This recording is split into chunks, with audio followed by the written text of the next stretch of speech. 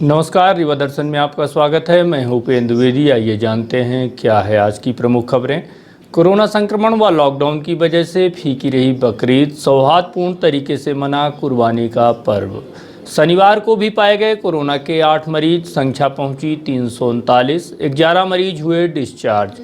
Rewa collector द्वारा Covid मरीजों की सुविधाओं के लिए CSR मंद से उपलब्ध कराया गया फंड। और पूर्व मंत्री व रीवा विधायक राजेंद्र शुक्ल से रीवा दर्शन की खास चर्चा। इन खबरों को आगे हम विस्तार से देखते हैं।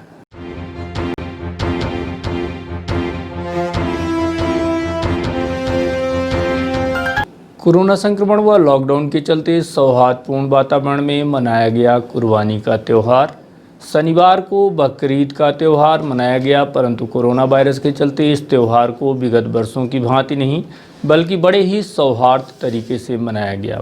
मस्जिदों में महज 5 लोगों ने ही नमाज अदा की और इस महामारी से निजात दिलाने समेत मुल्क के अमन चैन को लेकर दुआ की गई। शासन प्रशासन द्वारा जारी गाइडलाइन के अनुसार रीवा शहर के ईदगाह में मात्र 5 लोगों ने नमाज अदा की।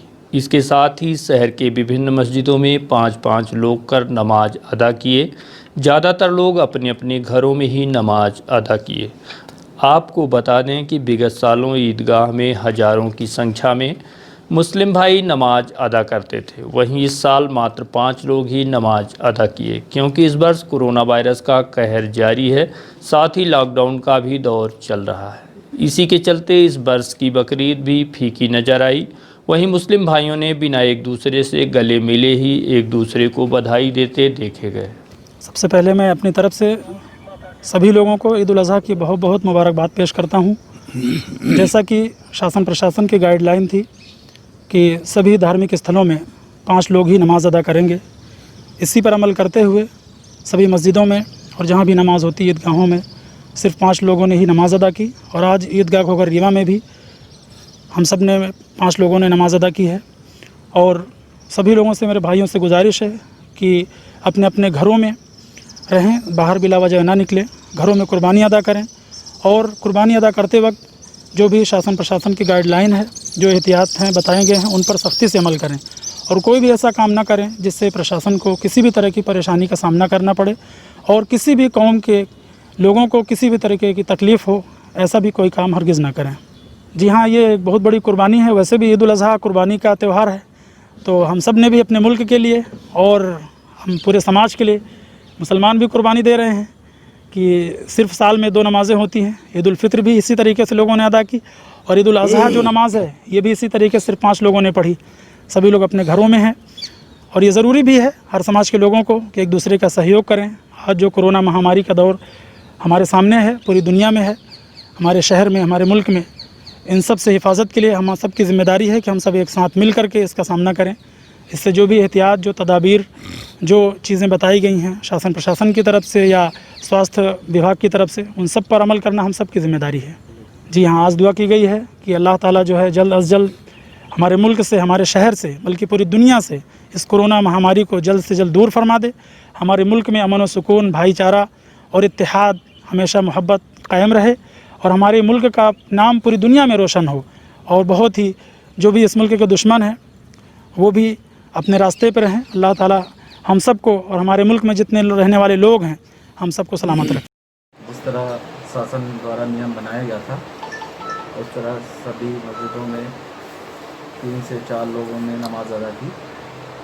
और हमारी सभी से गुजारिश थी कि सभी कोई शासन के नियम का पालन करे और नियम का पालन भी हुआ है। छोटी दरगाह में भी 3 से 4 लोगों ने नमाज अदा की। शासन के नियम के अनुसार ही नमाज हुई है। लोगों से यही संदेश है कि जो ये 5 दिन का लॉकडाउन हुआ है उसमें सभी कोई शासन का साथ दें, कोई ऐसा काम ना करे जिससे शासन के नियम की विरुद्ध हो। शनिवार को भी रीवा शहर के अलग अलग हिस्सों में पाए गए कोरोना के 8 मरीज। लॉकडाउन का आज दूसरा दिन है। लॉकडाउन के पहले दिन यानी कि शुक्रवार को राहत की खबर रही कि मात्र 6 कोरोना संक्रमित मरीज आए, वहीं 8 को डिस्चार्ज भी किया गया। उसके बाद शनिवार को भी 8 संक्रमित मरीज पाए गए, जिनको कोविड केयर सेंटर में शिफ्ट कराया गया है। साथ ही 11 मरीज आज भी डिस्चार्ज किए गए। कोरोना संक्रमण को लेकर राहत की खबर यह है कि जहां बड़ी संख्या में मरीज पाए जा रहे थे, वहीं अब कुछ हद तक कम हुए हैं। शुक्रवार को महज 6 कोरोना संक्रमित मरीज पाए गए थे। वहीं शनिवार को इस संख्या में थोड़ी सी बढ़त रही तथा 8 संक्रमित पाए गए। शहर में पाए गए संक्रमित मरीजों को लेकर तहसीलदार यतीश शुक्ला से बात की गई तो उन्होंने इस संबंध में जानकारी दी। रीवा नगर पालिका निगम क्षेत्र में कुल 7 कोरोना पॉजिटिव पेशेंट्स की जानकारी मिली हुई है हम लोगों को, जिनमें से पेशेंट्स के कांटेक्ट करके और पेशेंट को क्वारंटाइन सेंटर में शिफ्ट किया जा रहा है। अभी साथ में सैनिटाइजेशन की प्रोसेस भी काफ़ी सारी। 7 केसों में 2 केस पानीटोला में है, 1 केस मुखिया में है और इसी तरह 1 केस छत्रपति नगर में, 1 पुलिस लाइन में है। कुछ हाँ, पुलिस लाइन वाले केस को ट्रेस करने से उनको मोबाइल बंद आ रहा है लगातार। हम लोग ट्रेस कर रहे हैं साथ में मोबाइल की लोकेशन के साथ साथ पुलिस विभाग को भी सूचना दे दी गई है कि अगर उनको पुलिस कॉलोनी में है जानकारी प्राप्त करने के हम लोग तुरंत शिफ्ट करने की कार्रवाई करेंगे। हाँ, एक केस है जिसमें उनकी 2 माह की बच्ची भी है। WHO के प्रोटोकॉल को देखते हुए बच्ची 2 माह के साथ। इसके अलावा महज 24 घंटे के भीतर कोरोना संक्रमण को लेकर स्थिति का जायजा लेने जब CMHO डॉक्टर RS पांडे से बात की गई तो उन्होंने बताया कि 31 जुलाई तक रीवा जिले में 339 केस हो चुके हैं, जिसमें राहत की बात यह है कि शनिवार को भी 11 लोग स्वस्थ होकर डिस्चार्ज किए गए हैं तथा अभी भी 177 केस विभिन्न सेंटरों में रखे गए हैं। साथ ही अभी तक में 168 लोग पूरी तरह से स्वस्थ होकर अपने अपने घरों को लौट चुके हैं। वहीं गंभीर अवस्था में यहां से 22 जनवरी को रेफर किए गए मरीज की रिपोर्ट निगेटिव आई है, जो खुशी की बात है। कल सुबह से लेकर के आज सुबह तक में कुल 8 केस नए पाए गए हैं रीवा जिले में और इस तरह से रीवा जिले में टोटल पॉजिटिव केसेस की संख्या वर्तमान में मतलब अभी तक में 339 हुई है और आज यहाँ से 11 डिस्चार्ज भी किए गए हैं और हमारे यहाँ से रीवा से जो बीमार थे, जो कोविड पॉजिटिव थे, उनमें से 162 लोग स्वस्थ होकर के घर जा चुके हैं।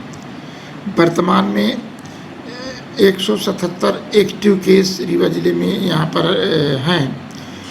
इनमें से लगभग 130 केस प्रधानमंत्री आवास में हैं। बाकी हमारे दो सेंटर और हैं, एक है सिंधी भवन, लगभग 19 केस वहाँ पर हैं और 8 केस एक जगह और है रेलवे स्टेशन के पास और बाकी मेडिकल कॉलेज में है। तो इस तरह से टोटल लगभग 177 केस हमारे पास एक्टिव केसेस हैं।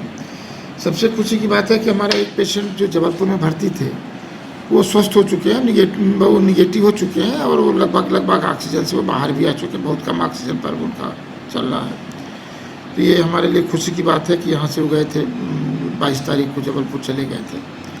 और बाकी जो हमारे पास अभी मेडिकल कॉलेज में जो 3 पेशेंट हैं, एक तो वेंटिलेटर पर हैं, 2 मरीज़ अभी हमारे ऑक्सीजन पर हैं और बाकी मरीज़ स्वस्थ हैं और वो केवल आइसोलेशन में है और उनमें अभी किसी तरह का कोई ज़्यादा लक्षण नहीं पाया गया। ये हमारे पास अभी कोविड की स्थिति है। रीवा कलेक्टर द्वारा कोविड मरीजों की सुविधाएं बढ़ाने की गई विशेष पहल। कोरोना संक्रमित मरीजों के मनोरंजन के साथ साथ उनके खान पान समेत अन्य व्यवस्थाओं को बेहतर बनाने की दिशा में CSR मद से बड़ी मदद की गई है, जिसके बाद अब मरीजों को और भी बेहतरीन सुविधा व व्यवस्थाएं दी जाएंगी। कोरोना संक्रमित मरीज बड़ी मात्रा में चिरहुला स्थित प्रधानमंत्री आवास योजना के अलावा शहर के विभिन्न स्थानों पर रखे गए हैं, जिनके खान पान की सुविधाओं के साथ साथ मनोरंजन को ध्यान में रखते हुए CSR मद से फंड उपलब्ध कराए गए। इस मद से बनाई जाने वाली व्यवस्थाओं के संबंध में मुख्य चिकित्सा एवं स्वास्थ्य अधिकारी डॉक्टर RS पांडे से बात की गई तो उन्होंने इस संबंध में विस्तार से जानकारी दी है। अभी कलेक्टर महोदय के द्वारा CSR मद से कुछ सहयोग के नाम पर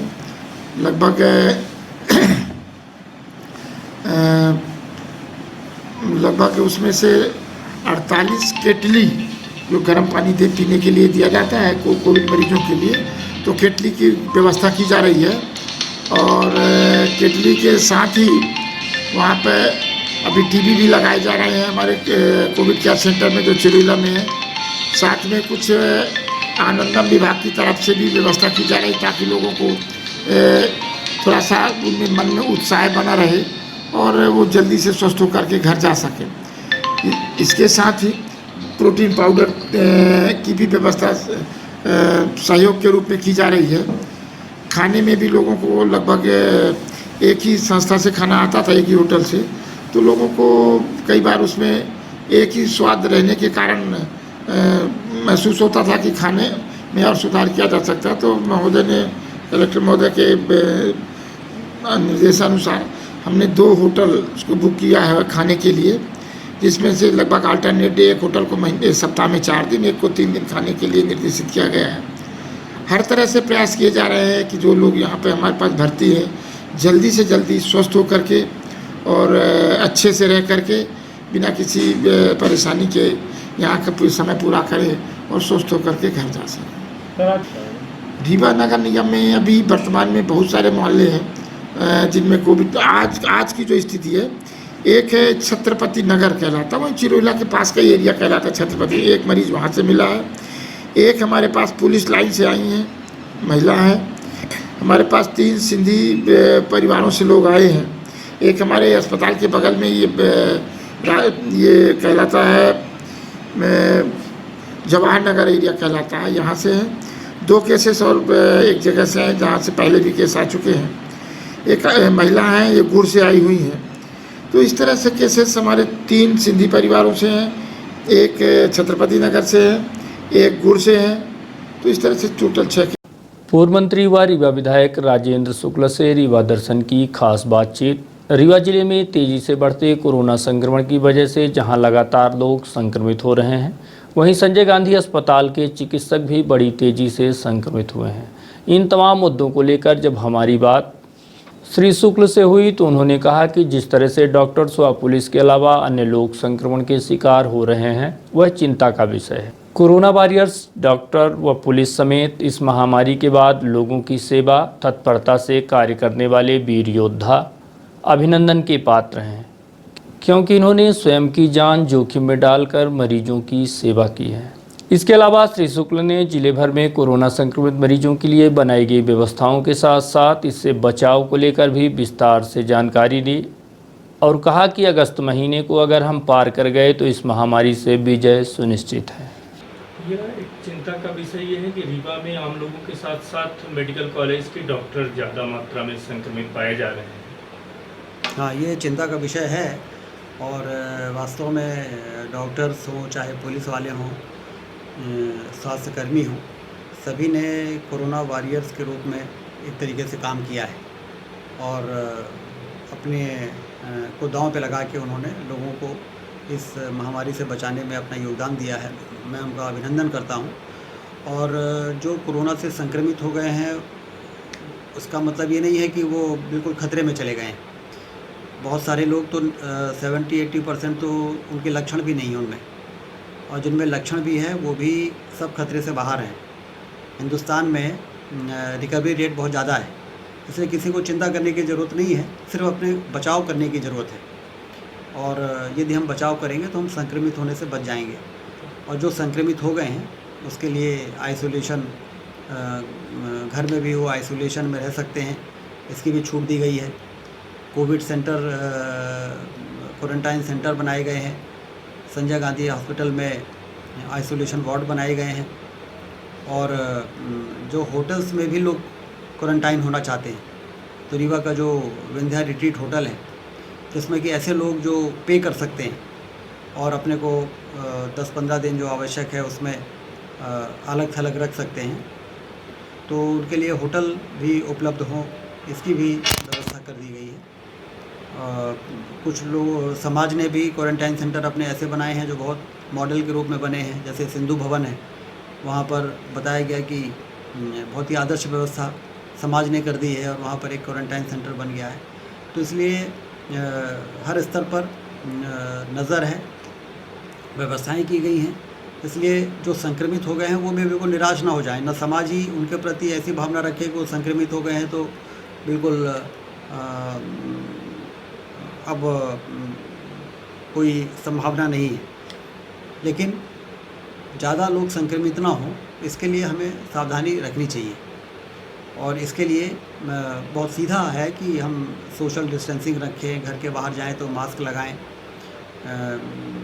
2 गज की दूरी से ही किसी से बात करें, काढ़ा जो रिकमेंड किया गया है काढ़े का सेवन करें। तो इस प्रकार के गरारा करें। दिन भर यदि घर से हम बाहर हैं और घर में आएँ तो हम भाप लें। भाप से कोरोना की जो वायरस है वो ऐसा माना जाता है कि 60 डिग्री टेम्परेचर पर वायरस मर जाते हैं। तो यदि हम भाप लेके सोने के पहले भाप ले लेंगे बाहर से आने के बाद, तो ये भी बहुत अच्छा है। सुबह गरारा करें। तो इस प्रकार की चीज़ें हम करते रहें जब तक कि ये खतरा पूरी तरह से टल नहीं जाता है। और ये उम्मीद है कि अगस्त का महीना यदि हम लोगों ने ठीक से बिता लिया तो सितंबर से फिर ये वायरस ख़त्म होना शुरू हो जाएगा, ऐसा लोगों का मान्यता है, सर्वे है। तो इसलिए ये महीना जो है अगस्त का महीना, ये बहुत क्रूशियल है। इसलिए बिल्कुल भी कि इतने दिनों से लॉकडाउन में हम लोग रहे हैं तो बिल्कुल हमको छूट मिल गई है, ऐसी भावना किसी में ना आए। बल्कि ये मान के चलें कि जितनी सावधानी अभी तक हमने रखा उससे ज़्यादा सावधानी अगस्त के महीने में हमको रखना है। इस महीने को यदि हमने पार कर दिया तो फिर हमने कोरोना में पूरी तरह से विजय प्राप्त कर ली, ये हम मान सकते हैं। ये एक बात और सामने आ रही है, यहाँ ये माना जा रहा है कि कोविड सेंटर जो बनाया गया है संजय गांधी हॉस्पिटल को, उसमें आम लोगों को भी रखा जा रहा है। तो ऐसी स्थिति में खतरा बढ़ने का चांसेस और ज़्यादा है। नहीं, वो उसकी एंट्री पीछे से है और वो जो फ्लोर है वो पूरी तरह से सिर्फ कोरोना के मरीजों के लिए है। लेकिन बाकी मरीजों को पूरी तरह से अलग कर देंगे तो फिर उनका इलाज भी तो बहुत ज़रूरी है। तो इसलिए सोच समझ के ये निर्णय लिया गया है कि जो कोरोना से संबंधित संक्रमित आएंगे तो उनको पीछे के दरवाजे से ले जाके, अलग लिफ्ट से ले जाके और उनको वहाँ पर रखेंगे।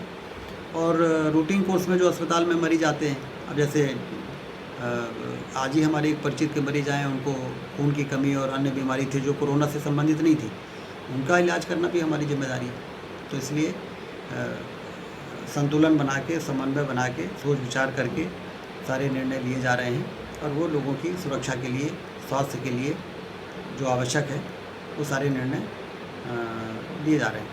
कोरोना संक्रमण व लॉकडाउन की वजह से झूला उत्सव का भी रंग पड़ा फीका। मुकाती मंदिर में विगत वर्षों की भांति इस वर्ष भी झूला उत्सव की औपचारिकता महज की गई है, क्योंकि इस वर्ष कोरोना संक्रमण बीमारी ने पूरे विश्व भर को हलाकान कर रखा है। जानकारी के मुताबिक प्रत्येक वर्ष यह झूला उत्सव का आयोजन बड़े ही हर्षोल्लास व उमंग के साथ मुकाती मंदिर में नागपंचमी से लेकर रक्षाबंधन तक आयोजित किया जाता रहा है, जहां भगवान राम जानकी के अलावा कृष्ण राधे का झूला पड़ता है और नागपंचमी से लेकर रक्षाबंधन तक भगवान झूले में ही रहते हैं। झूला उत्सव के संबंध में पंडित दीनानाथ शास्त्री जी से बात की गई तो उन्होंने इस संबंध में विस्तार से जानकारी दी। श्री मुकाती मंदिर सिंधी चौराहा रीवा में झूला महोत्सव चल रहा है।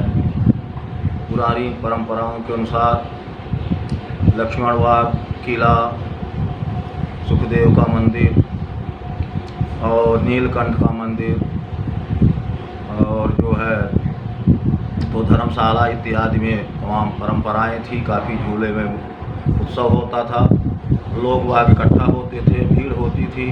परंतु ये परंपराएं धीरे धीरे समाप्त हो रही हैं और इस वर्ष तो विशेष करके वैश्विक महामारी कोरोना को देखते हुए यह शासन और प्रशासन के निर्देशानुसार, उनके गाइड के अनुसार अपनी परंपरा को चलाते हुए मैं मुकाती मंदिर के व्यवस्थापक दीनानाथ शास्त्री अपने भगवान के जो झूला झांकी का उत्सव चलता था उसको चला रहे हैं और नागपंचमी से लेकर के रक्षाबंधन तक भगवान राम, लक्ष्मण, जानकी एवं राधा कृष्ण के मूर्ति को बिठा करके झूला उत्सव मनाया जाता है। हमारे स्थानीय कलाकारों के द्वारा नृत्य, भजन और कीर्तन किए जाते हैं। यह जो है तो उत्सव चल रहा है, नागपंचमी से लेकर के रक्षाबंधन तक चलेगा और यहाँ पर भजन कीर्तन होंगे और भगवान का उत्सव मनाया जाएगा। इस वर्ष जो है विशेष वैश्विक महामारी को देखते हुए सूक्ष्म रूप से मैं अपना कार्यक्रम रखा है और यह कार्यक्रम चल रहा है। निवर्तमान पार्षद ने नगर की व्यवस्थाओं पर उठाया सवाल। पूर्व मंत्री व रीवा विधायक पर साधा निशाना। कहा कि प्रदेश की राजनीति छोड़कर क्या विधायक राजेंद्र शुक्ला बाढ़ की राजनीति करेंगे। आप खुद सुनिए कांग्रेस नेता विनोद शर्मा ने क्या कहा। कांग्रेस नेता व निवर्तमान पार्षद विनोद शर्मा ने चुटकी लेते हुए कहा कि शहर में अवैध होर्डिंग्स में होर्डिंग्स लगी दिखाई दे रही हैं, जिसमें लिखा है कि विकास कार्य के लिए पद की नहीं बल्कि इच्छा शक्ति की ज़रूरत होती है। तो क्या यही इच्छा शक्ति रही कि झूला पुल बह गया? रेलवे स्टेशन से रतहरा तक की सड़क हजारों करोड़ रुपए खर्च कर बनाई गई और आज तक इसका काम पूरा नहीं हो पाया। इसके अलावा 150 करोड़ रुपए की लागत से बनाई गई सुपर स्पेशलिटी का हाल किसी से छिपा नहीं है। साथ ही वार्ड 22 व 23 में नई पाइपलाइन की व्यवस्था बनाए जाने के निर्देशन पर भी कई सवाल उठाया। आप खुद सुनिए विनोद शर्मा ने क्या कहा। देखिए, ऐसा है कि अभी हमने रीवा की बहुत सारी समस्याओं को लेकर ऐसे रीवा नगर का भ्रमण कर रहा था। रीवा नगर के भ्रमण करने के दौरान मैंने बहुत सारी होल्डिंग देखी, अवैध होल्डिंग में होल्डिंग देखी। वो होल्डिंग पूर्व मंत्री और वर्तमान विधायकों की लगी हैं चारों तरफ। उन होल्डिंग में लिखा है कि मुझे पद की ज़रूरत नहीं है, विकास कार्य के लिए इच्छा शक्ति की ज़रूरत है। अरे राजेंद्र शुक्ला जी, आप 15 साल मंत्री रहे, आपकी विकास की इच्छा शक्ति यही रही कि झूला पुल बह गया? रेलवे स्टेशन से रतहरा तक की सड़क आपने 1000 करोड़ रुपए की बनवाई और आज तक नहीं बन पाई। आपके चहेते ठेकेदार बनाते रहे और आप उसमें कमीशन खाते रहे। तीसरा, सुपर स्पेशलिटी हॉस्पिटल की हालत देख रहे हो। मनमोहन सिंह जी ने 150 करोड़ रुपए दिया था और उसमें 150 लोगों ने बंदर बांट करके करोड़ों रुपए का भ्रष्टाचार किया और उद्घाटन नहीं हुआ और लगातार उसकी छत गिर रही। मैं आपको ही कहना चाहता हूं कि यदि पद की ज़रूरत नहीं है, खुलेआम चुनौती, आप विधायक पद से इस्तीफा दे दो, फिर मैं आपको देखता हूं कि आपकी इच्छा शक्ति कितनी है। मंत्री न बन पाने का फ्रस्ट्रेशन है, समझ में आ रहा है। इस तरह नहीं कि हमको पद की ज़रूरत नहीं, इच्छा शक्ति ज़रूरत है। साथ ही साथ आज मैंने सुबह दैनिक भास्कर के पेपर में मैंने देखा, पेपर में लिखा है कि राजेंद्र शुक्ला जी निर्देशित कर रहे हैं कि मुझे वार्ड नंबर 23 और वार्ड नंबर 22 में पेयजल के लिए फिर से नई पाइपलाइन की व्यवस्था की जाए, निर्देशित कर रहे हैं। क्या राजेंद्र शुक्ला जी अब वार्ड पार्षदी की राजनीति करने लगेंगे क्या? आप पूरे रीवा नगर निगम और रीवा विधानसभा के विधायक हो। मैं पूछना चाहता हूं आपसे कि ward number 11, ward number 12, ward number 13, ward number 16, ward number 7 जो सिविल लाइन के एरिया जहां कलेक्टर, नगर निगम के अफसर, सांसद सब रहते हैं, वार्ड नंबर 8, यहाँ पे आपकी पेयजल की व्यवस्था पूरी हो गई। लगभग नगर निगम ने 200 करोड़ से ज़्यादा रुपए खर्चा करने के बाद आज रीवा नगर की 40% की जनता शुद्ध पेयजल नहीं पी पा रही। आपने उस पेयजल का भी एक अनोखा नाम दिया था, मीठा पानी, मीठा जल, मीठा पानी, मीठा जल। 40% से ज़्यादा रीवा नगर निगम की जनता पानी नहीं पी पा रही, वो अपने बोरिंग से या अन्य अपने साधनों से वो पानी पी रही। मैं आपसे अनुरोध करूंगा कि आप रीवा के विधायक हो, मंत्री नहीं बन पाने का फ्रस्ट्रेशन अपने दिमाग से निकालो। रीवा के विधायक हो, जहाँ पे पेयजल की व्यवस्था भी नहीं हो पाई है, आप यह निर्देशित करो कि रीवा नगर की जनता को जहाँ भी पेयजल की व्यवस्था नहीं है, आप सिविल इंजीनियर रहे हो, मैं कंप्यूटर इंजीनियर हूं, आप सीधी सीधी बात करो कि जितने जगह पे पेयजल की व्यवस्था नहीं है आप वहां का पूरा प्रोजेक्ट बनाओ और नए सिरे से रीवा की जनता को पानी पिलाओ, तब अपन कुछ मानेंगे। यही मैं आपके माध्यम से कहना चाहता हूं उनको। इंजीनियरिंग कॉलेज रीवा में आयोजित हुआ recent development in formwork for concrete structure विषय पर वेबिनार। आयोजित वेबिनार के दौरान इंजीनियर राजेंद्र शर्मा ने कहा कि संचार एवं तकनीकी के बेहतर इस्तेमाल से घर बैठे गुणवत्तापूर्ण ज्ञानार्जन की महती ज़रूरत है। आधुनिक फार्म वर्क के उपयोग से इमारतों को मजबूत, सुरक्षित एवं कम समय में किए जाने समेत अन्य बातों पर विशेष चर्चा की गई।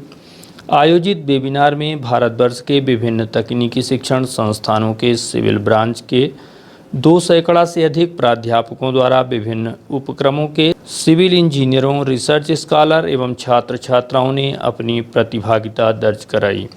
राष्ट्रीय वेबिनार में मुख्य वक्ता भारतीय प्रौद्योगिकी संस्थान नई दिल्ली के सिविल इंजीनियरिंग के ख्याति प्राप्त प्रोफेसर डॉक्टर के.एन. झा रहे तथा बतौर मुख्य अतिथि महाविद्यालय के पूर्व छात्र इंजीनियर राजेंद्र शर्मा के अलावा विशिष्ट अतिथि के तौर पर रिटायर्ड चीफ इंजीनियर एस.बी.एस. परिहार के अलावा महाविद्यालय प्राचार्य डॉक्टर बी.के. अग्रवाल समेत अन्य प्राध्यापक मौजूद रहे।